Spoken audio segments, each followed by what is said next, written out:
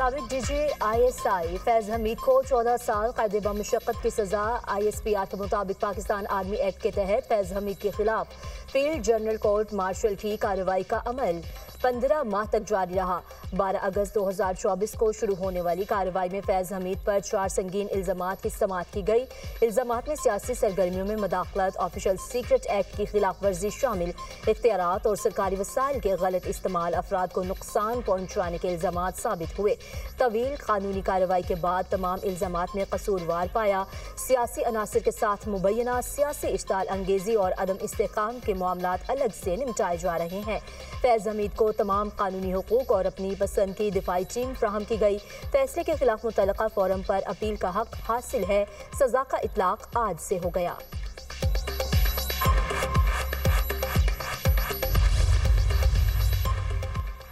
फैज हमीद को 12 अगस्त 2024 को फौजी तहवील में लिया गया। इनके खिलाफ कार्रवाई सुप्रीम कोर्ट की हिदायत पर निजी हाउसिंग सोसाइटी के मामले पर शिकायत के बाद शुरू हुई। सुप्रीम कोर्ट के अहकामात की रोशनी में फैज हमीद के खिलाफ एक तफसीली कोर्ट ऑफ इंक्वायरी हुई। गुज़श्ता साल 10 दिसंबर को फील्ड जनरल कोर्ट मार्शल के तहत फैज हमीद को बाज़ाब्ता तौर पर चार्जशीट किया गया था। 29 नवंबर 2022 को फैज हमीद ने कबल इस वक्त रिटायरमेंट ले ली थी।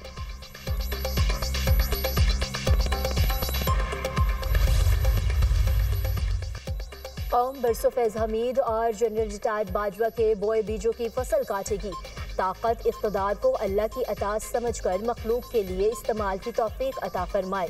अल्लाह हमें मुआफ़ करे। खौफ खुदा हुक्मरानों का शेवा बने। वज़ीर दिफा ख्वाजा आसिफ का एक्स पर पैगाम। राना सनाउल्लाह का कहना है फौज में अंदरूनी एहतसाब का मजबूत निज़ाम मौजूद है। फैज हमीद अपनी सरकारी और अस्करी हैसियत का नाजायज़ इस्तेमाल करते रहे। मेरे खिलाफ मुकदमे में भी फैज हमीद बराह रास्त मुलविस थे। जो लोग इनके साथ थे इनका ट्रायल भी फौजी अदालत में चल सकता है।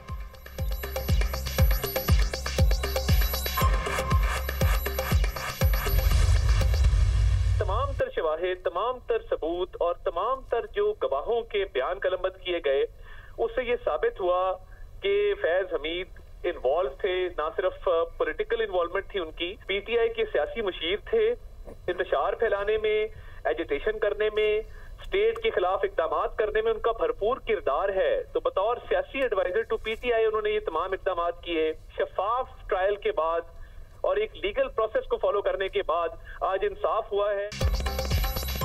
फैज हमीद का सियासत में अमल दखल साबित, तमाम इल्जामात के मुर्तकिब करार, कानून से कोई बालातर नहीं। सजा शफाफ ट्रायल के बाद हुई है। इनको दिफा का भरपूर मौका दिया गया। फौज के अदारे में अंदरूनी एहतसाब शफाफ तरीके से चलता है।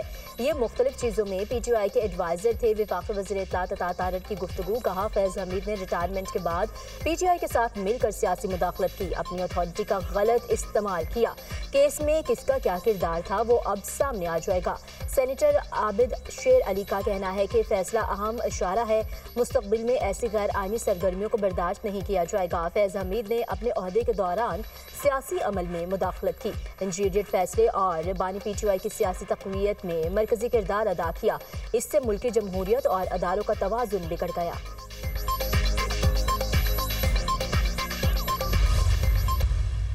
सीक्रेट एक्ट और 4 इल्जामात के ऊपर 14 साल सजा हुई है फैज हमीद को, जिसने मुल्क, अपनी रियासत, अपने फौज, अपनी जमहूरियत, अपने पाकिस्तान को नुकसान पहुंचाया। ताकतवर आदमी का इंतखाब हुआ है। ये 75 साल की हिस्ट्री में कभी नहीं, और इसका रेडियस अभी रुका नहीं है। ये जब 9 मई के केसेस के जाएंगे तो आप समझते हैं कि बानी और PTI के वो लोग जो इसके अंदर इन्वॉल्व थे उनको छोड़ दिया जाएगा, जिन्होंने मुल्क के अंदर एक काला दाग लगाया गया। इसका सारा क्रेडिट अल्लाह ने असबाब बनाया, वसीला बनाया कि CDF को जाता है कि उन्होंने अपने इदारे से बुनियाद डाली है।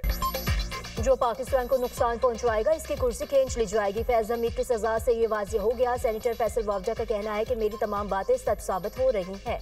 ये इब्तिदा है, अभी 9 मई बाकी है। बड़े अदारों में बैठे लोग खुद को एहतसाब से मावरा समझते थे।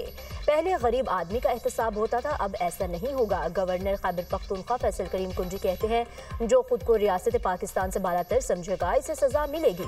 DG ISPR और हम भी यही कहते हैं, पहले रियासत फिर सियासत। माजी में भी लोगों को सजाएं हुई। बानी PTI कोई आसमान से उतरी हुई मखलूक नहीं जिसे सजा नहीं हो सकती।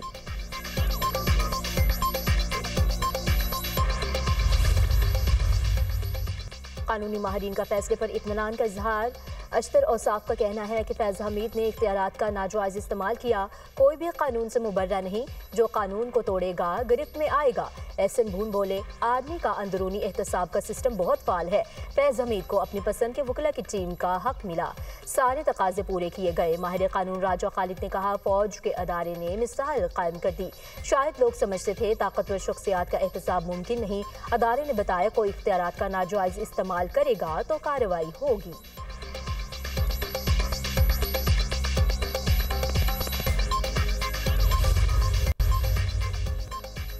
फौज में एहतसाब का निज़ाम मजबूत है, कोई कानून से बालातर नहीं। पाक फौज का इम्तियाज है, कोई कितने बड़े ओहदे पर हो वो इंसाफ से नहीं बच सकता। चेयरमैन पाकिस्तान उलमा काउंसिल हाफिज ताहिर महमूद अशरफी की न्यूज़ कॉन्फ्रेंस। कहा, सिपा सालार मुल्क को मुआशी तौर पर भी मजबूत बनाने के ख्वाहां हैं।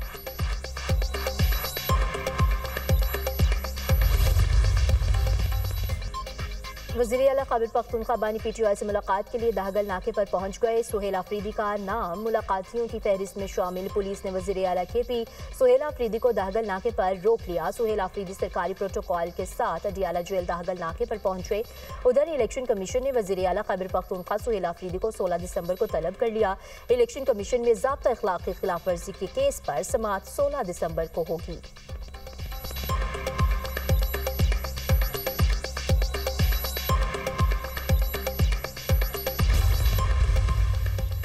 लंदन में हाई कोर्ट ने आदिल राजा को झूठा करार दे दिया। 50,000 पाउंड हर्जाना और भारी कानूनी अखराजात अदा करने का हुक्म। ब्रिगेडियर रिटायर्ड राशिद नज़ीर के हक में फैसला जारी। आदिल राजा 2,60,000 पाउंड बतौर अबूरी अखराजात फौरी अदा करे। तमाम अदायगियाँ 22 दिसंबर 2025 तक करना लाजमी होंगी।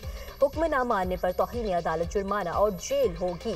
आदिल राजा 28 दिन तक फैसले का खुलासा तमाम प्लेटफॉर्म्स पर नुमाया जगह पर लगाने का पाबंद।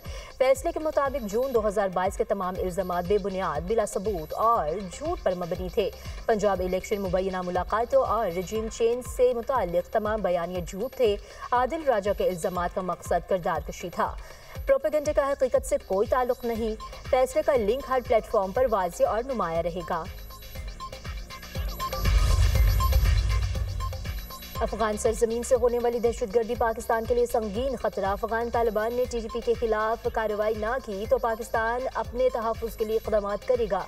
अक़वाम मुत्तहिदा में पाकिस्तान के मुस्तक़िल मंदूब आसिम इफ्तिखार ने सिक्योरिटी काउंसिल से खिताब में कहा, अफगानिस्तान फिर दहशतगर्द गिरोहों और उनके प्रॉक्सी अनासर की पनाहगाह बन चुका। ठोस शवाहिद हैं, अफगानिस्तान में दहशतगर्द गिरोह बाहमी ताउन कर रहे हैं। अक़वाम मुत्तहिदा की टीम ने भी TTP की अफगान सरजमीन पर मौजूदगी की तस्दीक की। TTP के 6,000 जंगजू अफगानिस्तान में मौजूद हैं। पाकिस्तान ने दरअंदाजी की मुतअद्दिद कोशिशों को कामयाबी से नाकाम बनाया। खित्ते पर अफगानिस्तान की सूरत हाल के तबाहकुन असरात मुरतब हो रहे हैं।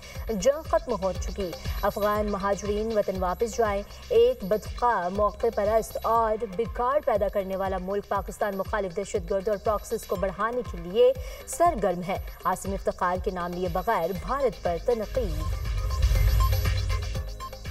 अफगानिस्तान में मौजूद TTP क़यादत की हिदायत पर पाकिस्तान में दहशतगर्दी के हमले जारी। अमरीकी मैगजीन दी डिप्लोमेट के मुताबिक अफगान सरजमीन से TTP के मुनाजिम हमलों ने दोनों ममालिक के ताल्लुकात को शदीद नुकसान पहुंचाया। तालिबान TTP के खिलाफ कार्रवाई की सियासी ख्वाहिश और सलाहियत दोनों से महरूम है। रिवायती मसल्ला इत्तेहादियों पर इंसार के बायस तालिबान TTP और दीगर गिरोहों के खिलाफ इक़दामात से गुरेजा है। IMF ने $1.2 अरब स्टेट बैंक के अकाउंट में मुंतकिल कर दिया। आलमी मालियाती अदारे ने 8 दिसंबर को पाकिस्तान के लिए $1.2 अरब की मंजूरी दी थी। मौजूदा कर्ज प्रोग्राम की तीसरी किस्त के तौर पर $1 अरब जारी हुए। मौसमियाती तब्दीली से निमटने के लिए $20 करोड़ मिले। स्टेट बैंक की IMF से $1.2 अरब मौसूल होने की तस्दीक।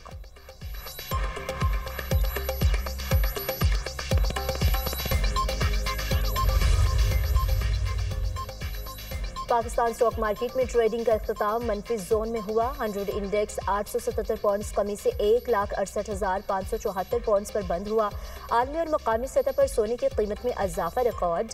फी तोला सोना 500 रुपये बढ़कर 4,43,562 रुपये का हो गया।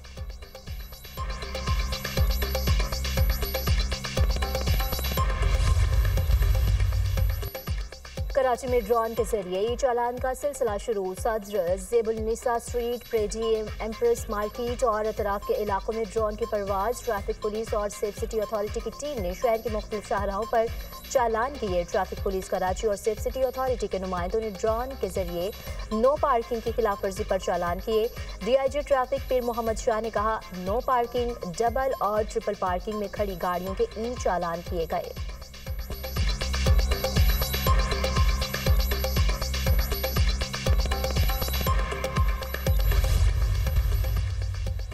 डॉक्टर वर्दा कत्ल केस में दौरान तफ्तीश सनसनीखेज इंकशाफात। मुलजिमा रिदा ने डॉक्टर के कत्ल का सौदा 1 करोड़ रुपए में किया। पुलिस के मुताबिक कत्ल का सौदा मुलजिम नदीम ने अहम मुलजिम शमरेज से 30 लाख में तय किया। मुलजिम शमरेज ने साथियों से साथ मिलकर डॉक्टर वर्दा का गला घोंट कर कत्ल किया। पुलिस ने मुलजिमा के शौहर की 5 दुकानें सील कर दी। कत्ल में इस्तेमाल 2 गाड़ियां पुलिस की तहवील में हैं। मेडिकल रिपोर्ट के मुताबिक डॉक्टर वर्दा की मौत दम घुटने से हुई। गर्दन की हड्डी भी टूटी हुई थी। मरकजी मुलजिम शमरेज ताहाल गिरफ्तार न हो सका।